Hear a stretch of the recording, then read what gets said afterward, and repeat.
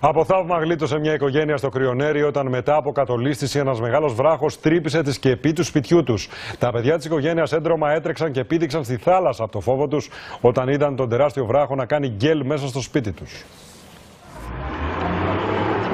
Είδε τους βράχους να πέφτουν με δύναμη πάνω στο σπίτι του. Ακούστε πως περιγράφει τις στιγμές τρόμου που έζησε κατά τη διάρκεια της κατολίσθησης όλη η οικογένεια. Ο βράχος ο οποίος έπεσε εδώ κατευθείαν, τα παιδιά ήταν εκεί στο 1 μέτρο και χτύπησε εκεί την γωνία.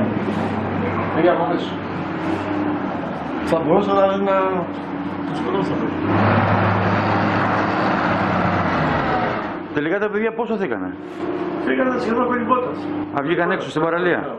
Η κατολίσθηση προκάλεσε ζημιές και σε άλλα σπίτια και τρόμαξε τους κατοίκους του συνοικισμού.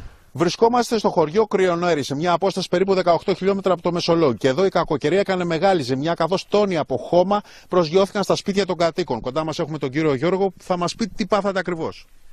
Εγώ τα βράχια αυτά έφτασαν στο σπίτι και μου γκρέμισαν τη στέγη από το σπίτι. Αργά το μεσημέρι οι δρόμοι άνοιξαν και πάλι. Μπουλντόζες μάζευαν τα χώματα και τις πέτρες που έπεσαν από το βουνό και είχαν αποκλείσει όλο το συνοικισμό. Τη σκεπή την έχουν γκρεμίσει από το σπίτι μου. Τα παιδιά μου βγήκαν από το παράθυρο. Και μία πέτρα είχε κλείσει την πόρτα, δεν μπορούσαν να βγουν από την πόρτα. Η κατολίσθηση προκάλεσε πολλά σπίτια της περιοχής ζημιές, αλλά ευτυχώς κανένα τραυματισμό.